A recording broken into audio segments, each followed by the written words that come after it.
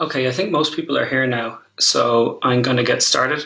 I presume everybody can see my screen. Let me know if you can't. There have been some uh, badly timed gremlins in the GoToWebinar system over the last couple of hours, so hopefully everything runs smoothly. So good afternoon, everybody, or good morning, depending on which part of the world you're joining us for today. So this webinar is entitled Pulling Back the Curtain, How to Assess the Suitability of Machine Translation for Your Business. I'm John Tinsley, the CEO and co-founder of Iconic Translation Machines, and I'll be doing the presentation solo today. So just some quick housekeeping. I plan to run through the presentation in around half an hour, maybe a few minutes more, after which I'll be happy to actually take any questions that you might have. So if you do have any questions, in case you're not familiar with the GoToWebinar interface, there's actually a questions box down at the bottom of the panel there. So if you want to put your questions in there, we'll work from there when I'm done. And if I don't get through all the questions in time, don't worry, I'll be happy to follow up with any of you afterwards. And also, we'll be making a recording of the webinar as well. So if you want to share any of the content with your colleagues, I hope this will be available online over the next week or so. So with that being said, let's get started. So the content of today's webinar is broadly based on actually some training courses we were delivering to some of our LSP partners over the last while on how to sell machine translation to their end clients. The idea being that it's actually a completely different proposition than selling language services. So you actually need to dig a little bit deeper, pull back the curtain, if you will, and understand exactly what you're selling and why. And the same goes really for considering whether MT is something that you want to use for your business or not. And this applies whether you're an LSP or an end user or working in collaboration or whatever the case may be. It's going to be the same set of questions that you're asking. So, why should I use MT? What type of MT should I use? How do I integrate it? Will it work? How well will it work? And so on. So I'm going to start with an analogy. I like to use a lot of analogies, so excuse me for that. So often the answer we give to a question that has an indeterminate answer is how long is a piece of string? It completely depends. So this is a slide that I used in a presentation I gave previously on how to evaluate machine translation, because evaluating machine translation is really difficult because the answer it depends on so many different factors. But if that's just evaluation, and that's like asking how long is a piece of string, imagine if we step back to when we're even deciding whether we should use machine translation in the first place. Arguably, this looks something like that. It can be quite complex, but at least that's how it can seem if you're not completely sure what you're dealing with. Because with MT, you're not buying and selling toothpaste. It's arguably more difficult than other types of enterprise software, and this is for a number of reasons. It's a relatively new technology in terms of it actually working in commercial settings. It actually doesn't always work, which is something that I'll come back to later on. And it's not really an out-of-the-box offering. It's a solution, so we have to treat it like this. It needs to be refined for each type of use case. So it is tricky, but it just takes a little bit of understanding, and hopefully we'll be able over the course of this presentation to help explain a little bit as to why. So we'll go through the various considerations and the factors that come into play and the questions that you need to ask when considering whether MT is the right option for your business and your use case. And hopefully this will be able to allow you to consider MT proactively when it's right for you, when it's right for your business, when you want to use it, as opposed to reactively when you're forced to use it for whatever reason. So I guess just a quick overview as to why you should even bother listening to us on this topic. So MT development is what we do at Iconic. We're doing this type of thing every day. We partner with multiple LSPs, large and small, and end users on delivering quite complex turnkey solutions involving MT. I guess our team altogether has expertise across different sides, from technology provision to service provisions and to buyer side in the language industry. So this is basically our bread and butter. This is what we do. We do these assessments all the time. So hopefully, I'd like to think that that's put us in a position that we can speak authoritatively on this topic. So there are three, I guess, key messages I want you to take home from this presentation. they may not make that much sense at the moment. They'll make more sense at the end. So I'll revisit them. But just to introduce them to you now, what we have here is, number one, understanding the project in detail, understanding the factors that you're dealing with in the way that you want to use machine translation. Number two is assessing internally whether you actually have the capability to deliver this project. And the third one is working closely with your MT vendor to actually help do 1 and 2. So again, as I said, they'll make a little bit more sense when I come back to them later on. But I guess let's look at first some of the initial basic questions that you might find yourself having to ask to convince yourself, to convince your clients why you want to use machine translation and where's the value in machine translation. So on the left, why machine translation in the first place? Some of these might seem obvious, but you'd be surprised that they're not actually that obvious to everybody. So the first one there, speed. Machine translation can basically be faster. You can translate things a lot faster than you might be able to do otherwise. You can perhaps save costs by improving the productivity, reducing the amount of content that you need to outsource. Time to market is quite an important one. You're able to just turn around things faster, get your products out to market faster, multilingually, globally. And another reason is competitive advantage. Your competitors are using machine translation most likely. So it's a case of keeping up with the pack, staying ahead of the curve, and also adopting machine translation. So if you've decided, okay, it sounds like the right technology, but when should I adopt it? Should I wait? So let's ask the question, why should I use machine translation now? And this will vary depending on your business, but some of the answers to this question might be the volume of content is only growing. So it's a case of being proactive in terms of being ready for this increasing wave of content and having a scalable solution in place in your business. The demand from your end clients, clients want more words translated in less time for cheaper. So it's about being able to do this. Similar to time to market, MT is a growth facilitator. It can actually help you expand into new markets by getting out there multilingually faster. And then there's the fear of missing out. Maybe you don't even know what business you're missing out on without actually having machine translation in place. So that's some of the reasons why you might want to look at using machine translation. Another question that we get asked very, very frequently, and that you might ask yourself as well, is what type of machine translation should I use? It often gets asked to us, not necessarily because the buyer is looking for something specific. It's just because you've heard of a lot of different types of machine translation, and it feels like the right question to ask. What type of machine translation is it? And so to pull back the curtain a bit, a lot of this is marketing, and it doesn't really mean much. So what you see there in the cloud are a number of adjectives that can be put in front of machine translation. Statistical MT, hybrid MT, rule-based MT, custom MT, enterprise MT, cloud MT. And like I said, most of them don't really mean much. Custom is kind of a buzzword. It's important because it means it's designed for you, but it doesn't actually tell you anything about the underlying technology. So statistical is obviously one. Rule-based is obviously actually one. The rest of them, syntactic is one, and the rest of them are maybe just ways of making the MT sound kind of jazzier. Perhaps an obvious absentee from that list is neural. Neural machine translation is quite a new thing. But basically, I think that's what there is out there, and they're predominantly, when you talk about things like hybrid, it's principally just rule-based with a sprinkling of statistics, or statistics with a sprinkling of rules. So really, I would say statistical and rule-based are the two core ways of doing machine translation, with statistical being the far more predominant approach.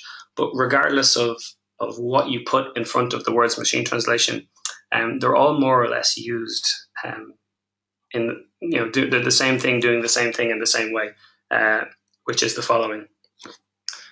So how are companies actually using machine translation? What are the use cases for MT? Broadly speaking, there are really only two use cases for machine translation. The first one is more relative for the LSP side of the industry, and that's for translator productivity through post-editing.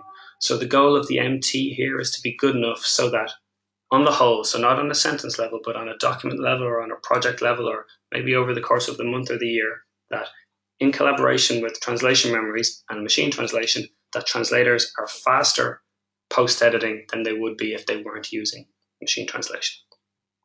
So the challenges behind this type of machine translation is that development of the systems has to focus on reducing the need for edits, not necessarily anything else. This notion of quality doesn't really have anything to do with post-editing time, because in theory you could have bad quality, but if it doesn't take that for the translator to post-edit, then in this use case it's good. Another big challenge is translator acceptance, and this is one of the biggest barriers to adopting machine translation for this particular use case. Evaluation also can take time and has many variables that we need to take into account. And finally, pricing models is always a hot topic as to how you actually manage the costs of the supply chain when using MT for this type of use case. The second use case, which is really seeing the boom in usage of machine translation, is MT for information purposes. So the goal is to produce MT that's fit for a particular purpose as is. So that basically means whatever that purpose is, understanding a text so that you can get the core concepts, reading a product description so that you can make a decision as to whether you want to buy it or not. That's the use case for this. It's raw MT output for a particular purpose. And arguably for machine translation development, that's easier because there are less factors involved in the process. There's less kind of variables in the supply chain. It's a case of, yes, broadly speaking, we can make a decision as to whether this MT is useful or not. So I guess they're just some of the initial questions I wanted to touch on, and I want to get into the meat of matters fairly quickly. So this is a graphical description of the butterfly effect, which is a theory from chaos theory that basically says that one small change in something can have an impact on something completely unrelated somewhere down the line, or something that might not be aware of. And the same goes for machine translation. There are many different factors at play when it comes to whether machine translation is suitable for a particular project or not. And these all need to be taken into consideration at project outset. So in total, there are 8 of these factors that influence the suitability of MT for a given project. And this is really the crux of the matter. So they're not in any strict order here because they're not mutually exclusive, but maybe some have a bigger impact than others. So I'm going to go into these one by one, but just to list them out here, we have translation from left to right. We have translation memory leverage, the quality requirements, the volume of words being translated, the maturity of the buyer who's buying the machine translation, the integration needs of the end user, the amount of available training data, and the languages and the content type in question. And these 8 factors really affect MT broadly in 2 ways. One, on the feasibility of projects, i.e. whether MT will actually work at all, and 2, on the cost of an MT project. So some have no impact on whether the MT will work or not, but it could impact on whether MT will work for your needs given the cost associated. So I'm going to go through these one by one now. And the first one, and arguably the most obvious one here, is the language. And the simple fact here is that all languages are not equal. And for machine translation, a broad rule of thumb is that the closer 2 languages are in terms of word order, in terms of grammatical structure, then the easier they're going to be for machine translation. So one of the things that we do in Iconic is we actually categorize languages into 4 categories on how feasible they are for machine translation. And obviously this can have a big impact on MT projects. So in the first category, we have languages. So we're always talking about to and from English here, just for argument's sake. In the first category, we have languages like French, Spanish, and Portuguese. And they are fairly well suited for machine translation. When we get to work on projects in these languages, we're fairly happy. And this is because, they're European languages, they're very well studied, and basically they're quite similar to English and each other. So it's less of a hurdle when developing machine translation systems for these. In the second category, we have languages like Chinese, German, Japanese to an extent as well. These are languages that are significantly more difficult for machine translation. However, due to the fact that they're massive markets, they're big countries, there's actually been a lot of research and development into these systems, funded, through government organizations and throughout Europe, Asia, and the US. And so, there has been a market demand there. And so the quality, people have just focused on developing MT for these systems more so than others. And because of that, the quality is more achievable for these languages. On the flip side of that, we have languages like Turkish, Korean, and Thai, which are similarly difficult for machine translation, but they've been less studied. And so when we come up against projects with these languages, we really have to take a much closer look at the other 7 factors to determine whether we can actually do something with these languages or not. And then apologies if you speak any of these languages. I know we have a few Hungarian attendees on the call today, but languages like Finnish, Hungarian, and Basque simply just do not suit machine translation at all. And that's not to say you might not have the odd case where you have a successful project, but broadly speaking, MT is not going to do very well for these language pairs. So after language pairs, the next thing we want to look at is the volume of words in question. So is it a case of the more words, the better, or the worse? So this can actually affect projects on the feasibility and also on the cost side of things. So if we think about projects that have very high volumes, there's no impact there on feasibility really, but there is going to be an impact on cost because, basically the costs associated with machine translation are related to the volume of words being translated. It's not quite analogous to professional translation. It's not really on the word level. So with machine translation, it'll probably cost the same to translate 100 words as it will 1,000 words. But when you start to get into orders of magnitude more, it's going to cost a lot more to translate 1 million words. If you're looking at billions of words, then the costs are going to spiral as well. But consider also the scenario where we actually don't have a lot of words to translate. This can actually impact the feasibility of a project with machine translation, or at least it can impact on which type of machine translation solutions you're going to use. So for example, often if you're using a customized machine translation solution, i.e. not a free tool or a very low-cost solution like, say, Google Translate or Microsoft Translator, there's going to be an upfront cost in actually having a system developed. And if you don't have the volume of words that's going to justify the cost of developing a customized engine, then the economics aren't really going to make sense there as well. So oftentimes you'll find, working with machine translation providers, if you don't have a lot of volume, it really makes it very hard to justify the development of a type of engine like that. So the volume of words is a factor that you really need to consider on which type of solution you might choose. Now, another, probably in parallel with language, a really important aspect is the content type that's being translated. Because regardless of the language, if you have, certain types of content lend themselves a lot better for machine translation than others. So this again is really to do with the feasibility. So let's look at some, MT has been rolled out very successfully for content types that are relatively natural language, IT, content, manufacturing, and things like that. But let's look at some other content types that maybe don't lend themselves as well to machine translation. So the first one would be, say, social media type content where authors are forced to write things in a certain way. So if we have things like your or tonight spelled with a 2, that makes things a little bit more tricky from the MT perspective. From the development perspective, it just means we have to take these things into account. So we'll need specific things to be able to handle this before we can actually consider how we want to go about translating. Similar to that, we have user-generated content, which you might find on forums or review sites and things like that.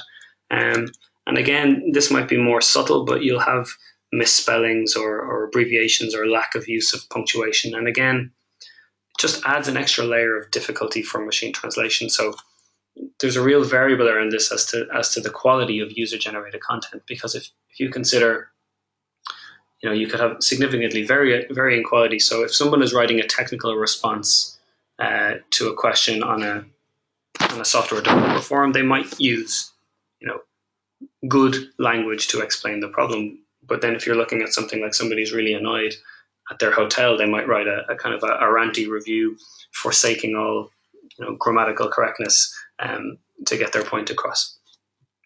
Another content type where, for example, where we have a lot of experience is really highly technical content, like, for example, patent translation. So what you see up there on the top right-hand side of the page is actually a single paragraph, a single abstract from a patent. And if you look at the content, you can already tell that it's kind of ugly. These things are hard enough to read in your own language, never mind translate, never mind try to develop machine translation systems to handle. So you have these long chemical formulae with superscript and subscript and things in brackets and, non-Latin characters, Greek characters and things like that. And these can pose a real challenge for machine translation as well. And then there are, like the fourth language group as well, there are certain types of language content which again just don't lend themselves well to machine translation. And one good example of this is marketing type content, where there's so much nuance, there's so much subtlety that you can't actually, it's more of a transcreation task even than a machine translation task. And people might argue with me. I don't think it's suitable for machine translation. There may be cases where it has worked, but I'd say that would be the exception rather than the rule. So this is an example from a presentation I saw by someone at Netflix, where they have this tagline about this prison show. If you've ever seen it, Orange is the New Black. And the tagline is "Every sentence is a story." And there's a bit of a double meaning to that. And apparently it took, in order to translate this into Spanish, it took 5 days. It took 3 linguists 5 days to actually come up with a suitable translation of those 5 words into Spanish. So, if it took the highly qualified professionals that long, there's not much chance for the machine translation to do a good job there.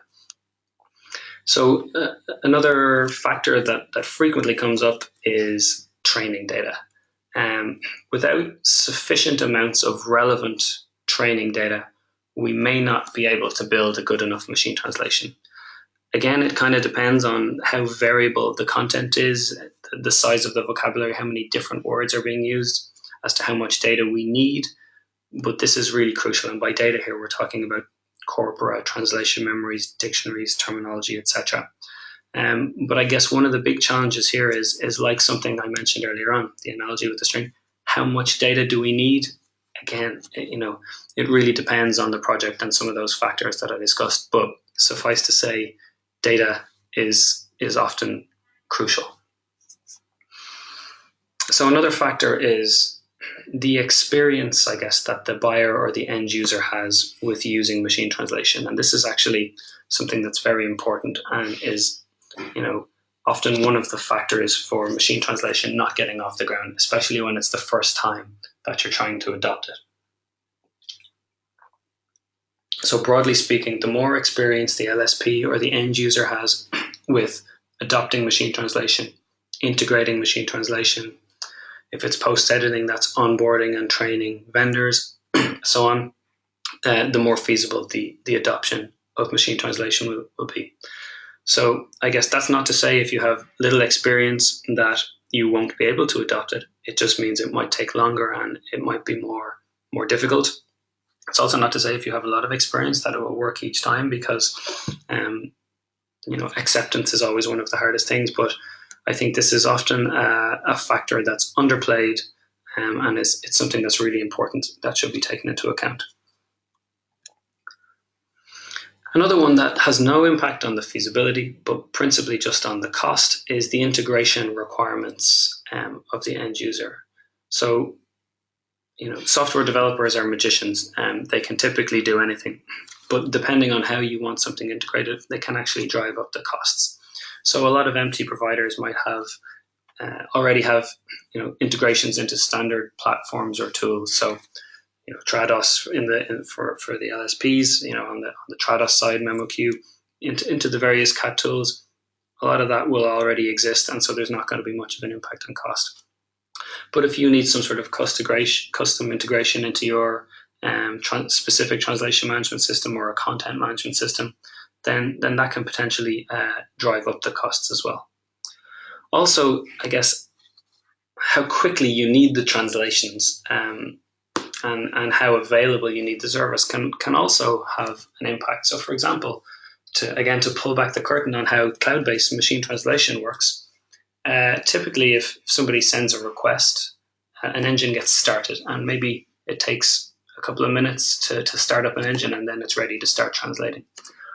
But if you need a Google Translate style solution that's available to give you an instant translation 24/7 for any particular number of users, then on the back end from the provider side, there's going to be a lot of cost associated with basically having MT engines running for all of the languages required 24/7 and having the availability to meet your throughput needs. So again, that's something that can actually have a big impact on cost. And I know that's something MT vendors are increasingly transparent on sharing with their end users. But again, it's not to do with the feasibility. It's something principally to do with the cost. So translation memory leverage, this is really only appropriate for the translation, the translator productivity use case where someone's actually going to be post-editing the MT output. So basically speaking, the higher the TM leverage you have on a particular project, the lower the effectiveness of the MT will be. So for example, if we look at this fuzzy match matrix for a particular project, so there are 1.2 million words in this project, and we match against the translation memory, and we get 92% matches over 75%, and anything below 75% we're going to send to MT. In this case, this would mean that only 8% of the words in this project are actually going to get sent to machine translation, and so that's great. If you actually have this high of a leverage for your TMs, from your TMs for a particular project, that's great, but it just means that the MT is going to be less effective because it's only actually going to be touching 8% of the words. And actually often the reason that a lot of these words weren't matched by the TM is because they were the difficult things, or they were the unseen things, and maybe there's a chance that they're also difficult for the machine translation as well. So this is an important factor for the MT side of things. Finally, I think last but not least, you could certainly say, is the quality requirements of the end user. Different use cases are going to have different quality requirements, and MT developers are happy to work to try and meet whatever quality requirements that you have. But I think those quality requirements do need to be grounded in reality. So for example, if your quality requirements are one of the following: you're expecting fully automatic human quality MT, you're expecting your translators to have 300% productivity when post-editing, you're expecting the French to Spanish system to be as good as an English to Korean system, or you're expecting the MT system to be as good as it's ever going to be immediately out of the box, then they're probably not realistic quality expectations, and you're going to have issues with meeting the requirements, and then that's going to have obviously a massive impact on the feasibility of the MT project. So there are the 8 factors. I guess that's the crux of what I wanted to talk about today. We're actually planning a series of articles on our blog to deep dive into some of these topics over the next couple of weeks. So do stay tuned to that. But I guess to look at what does that actually mean for you when trying to assess whether MT is suitable for your business. These are questions that you should be asking yourself. You should nearly treat this like a checklist at the beginning when determining whether you're looking at MT. So what volume of words do we think we're going to have? Do we have translation memories, glossaries for training data? Can we create them? Are we getting leverage from a TM? Do we have access to post editors and a supply chain? Are they experienced with MT? Where will MT fit in our workflow? What's the variety of the content? Why aren't we using something like Google Translate off the shelf? Do we have budget for this project? I think these are important questions you should ask yourself first, because I know most MT vendors will or should be asking you these questions as well, because these are the ones that are relative as to whether the MT is going to be able to get off the ground. So if I revisit the take-home messages, like I said, I think they should make a bit more sense now. You need to understand the project in detail and all of those factors before you can maybe think, is MT something that we want to do? If those factors are in place, you need to assess then your capability to actually deliver this. And that means, do we have the budget? Do we have infrastructure? Do we have access to the supply chain? Again, depending on the use case, but you need to look internally as well and think, do you have the time? Do you have the resources to work with the MT vendor on doing this? And to that point, the third point is working closely with your MT vendor is, again, something that's really crucial. So, like I said before, MT is not a tool, it's a solution. It's not something that comes out of the box. So you actually really need to hold your MT vendor accountable and help you assess and analyze these questions, because they're selling you a complex piece of software. So you need to actually make sure that they help you to understand them. So if I look at things from our vendor perspective and how we do things, as an MT provider, we have to actually understand these factors as well in order to build them into our model for delivering MT effectively from a quality and a cost perspective. Because otherwise, we could be taking on projects that are destined to fail from the outset. And I think that's pretty obvious from what I just described. Those 8 factors there are key contributors as to why a project might be destined to fail if we start before those things are actually in place. But again, those factors are not mutually exclusive, and if any one of them is out of kilter with the rest, it can be a problem. But I think just something to be wary of when assessing MT and your MT provider. Often failure has been because of other reasons around those 8 factors. I guess there are 3 in particular that we've seen a lot of. And one is essentially, I guess you could argue, unscrupulous machine translation providers who will take on any project regardless of those factors. And, those are the projects that were destined to fail. And it's not, from our perspective, it's not really a sustainable model. You will get business up front, but, it's not something that's going to recur because your projects are, like I said, are destined to fail from the beginning. But then there are also projects that could have been successful within certain criteria or over a certain period of time. But, because this wasn't effectively communicated or managed by the vendor, the project wasn't a success. And then the last one, probably the scariest one, is the fact that the vendor was simply oblivious to the fact that the project was going to fail from the start, because they didn't really understand or aware that the conditions didn't make for a suitable MT project. So in that case, we ask ourselves, what is the right model for actually getting MT up and running effectively? So, I think we're all familiar with the notion of software as a service, or SaaS models, whereby software, rather than being something that sits on your desktop, is essentially located in the cloud, and you pay a subscription fee based on something: usage, number of users. This is more commonly known as cloud-based solutions.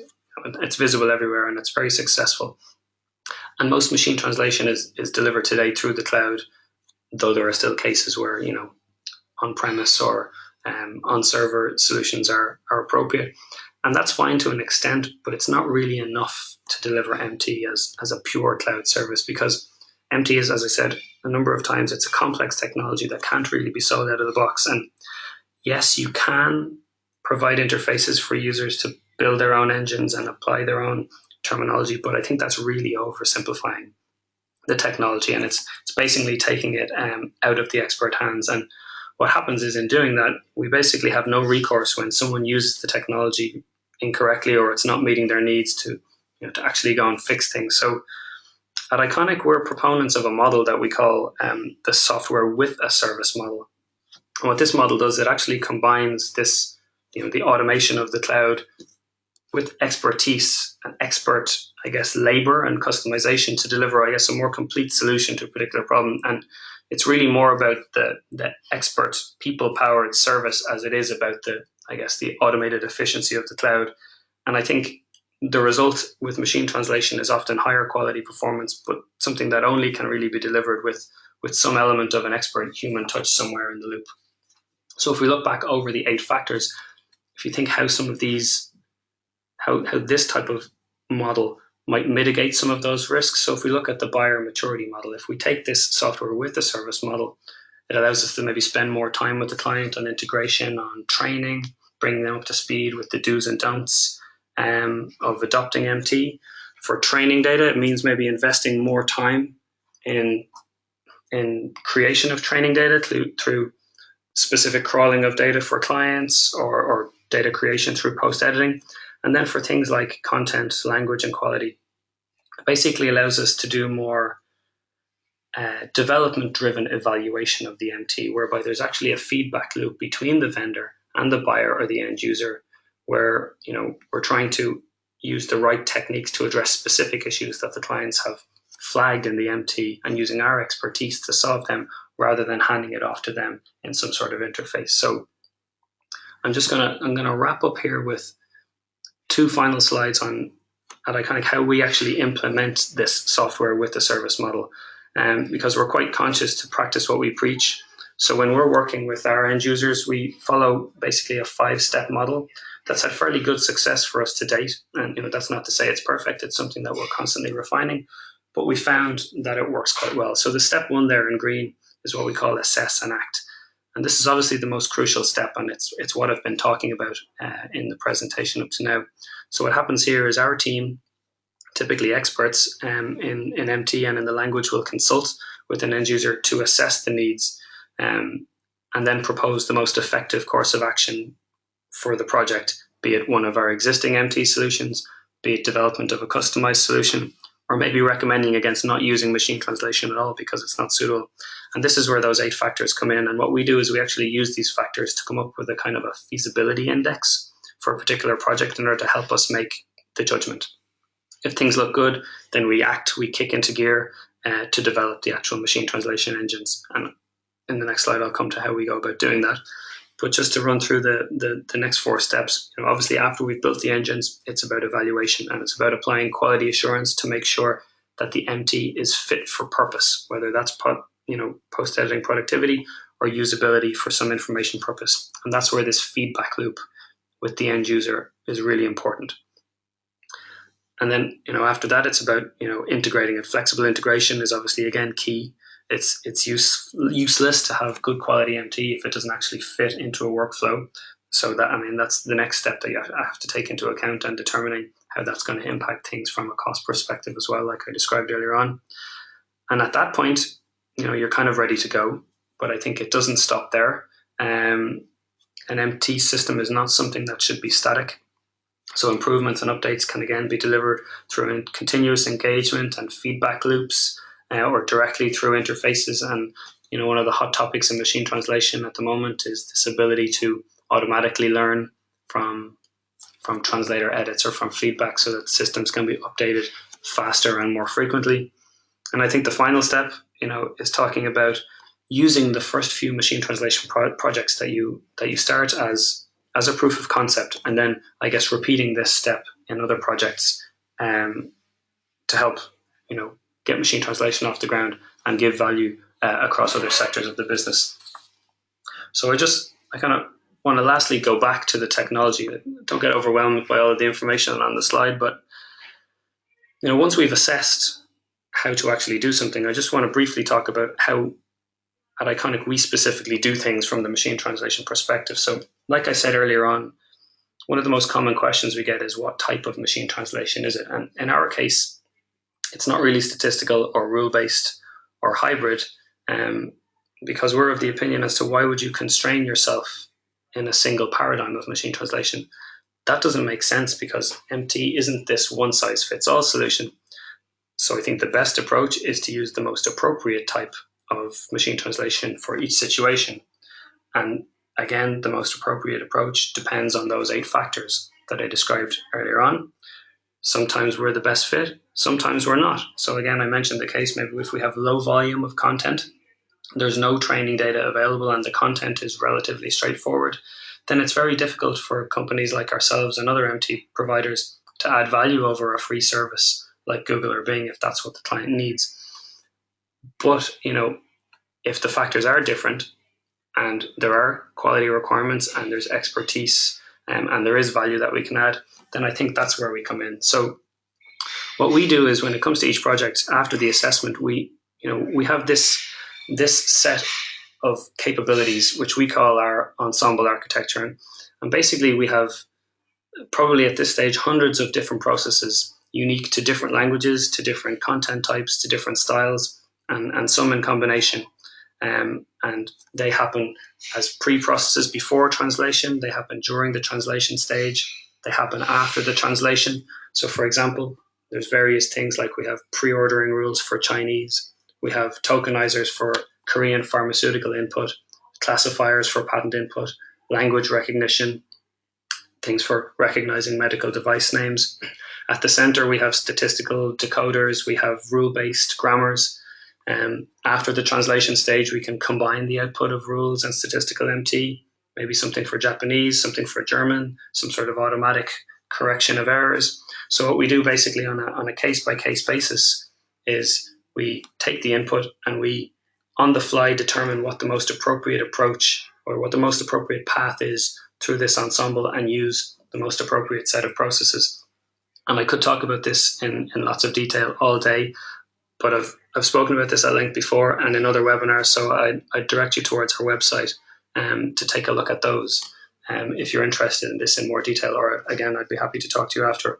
But at this stage, I want to wrap up and conclude, I guess, my part, and perhaps maybe take some questions if people have questions and want to fire them into the question box. We have a few minutes in order to do this, but if we don't have enough time, as I said, I'll be happy to follow up. And you can see in the top left-hand corner there my contact details and some of our contact details where you can follow up with us, or we can follow up with you directly after the talk. So what I'm going to do is I'm just going to mute myself here for 2 minutes and give you folks a chance to maybe pop some questions in the box if you have them. And then after that, I'll come back and answer them in 2 minutes. Okay.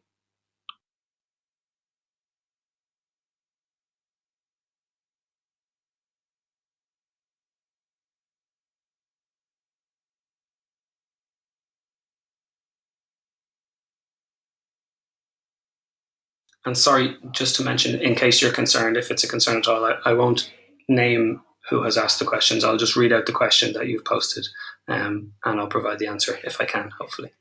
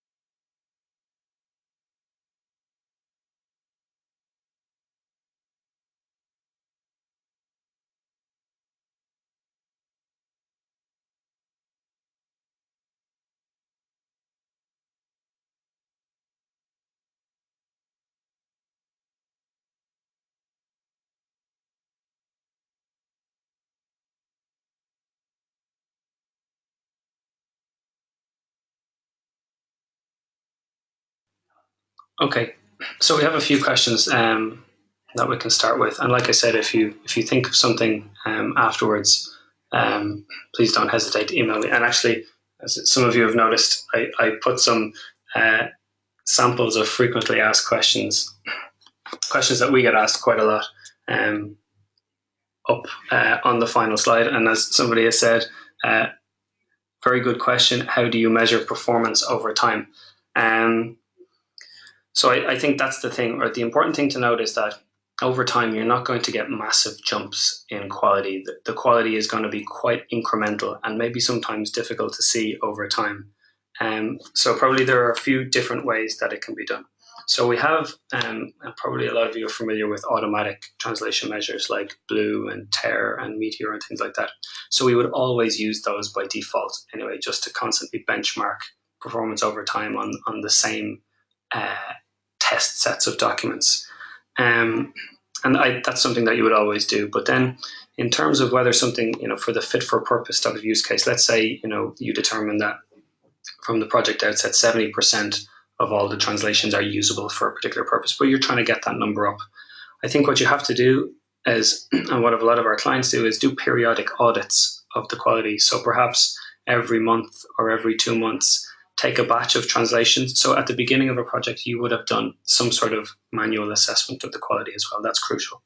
And I think the idea would be to periodically do that over time. Number one, to make sure the quality isn't dropping. Number two, then to make sure that if your MT vendor is saying that they're improving the system, to actually take account of this. And like I said, it might not be very obvious all of the time, but it's a case of constantly checking it and making sure that at least it's going in the right direction to some extent and the quality is not dropping. One of the other things, and something that's quite important related to quality, is, I guess, gaps in your vocabulary. So unknown words, as we call them. So machine translation systems won't necessarily be able to translate any word at any given time. So one element of improving the quality is adding more words to the MT system's vocabulary. So that's something that you would do as well, is periodically measure, the rate of untranslated words in an output and make sure that that's going lower and lower and lower as well. So I hope that answers your question. There's another quite specific question, is which language group does Bulgarian fit into with regards to MT suitability? Probably not exactly what you want to hear, but I'd say it would fit into the third group in terms of it being a tricky enough language for machine translation, and one that probably isn't as well studied as some of the other similarly difficult languages as well. And there's another question related to languages, related to the translation of non-English languages. So basically says, what about translation between non-English pairs of languages? I think, again, it really depends on what the two languages are and how similar they are. So, for example, again, if you look at these in quotation marks, easier language pairs, if you're translating between French and German, sorry, not French and German, French and Spanish, that's going to be particularly easy. Spanish to Catalan is an example of a language pair that's very, very easy for machine translation when some of the other conditions are in place. I believe there's also been more success between difficult languages like Japanese to Korean translation because they share some similarities, at least in the complexity of their grammars. So there's been success as well. But yet again, like I said, as a rule of thumb, the closer two languages are in terms of word order and grammatical structure, then broadly speaking, the easier they're going to be for machine translation.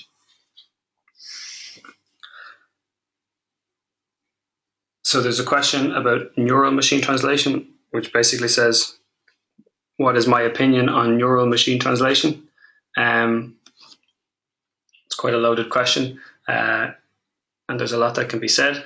I think the one sentence summary is it has a lot of potential, but it's not commercially viable yet.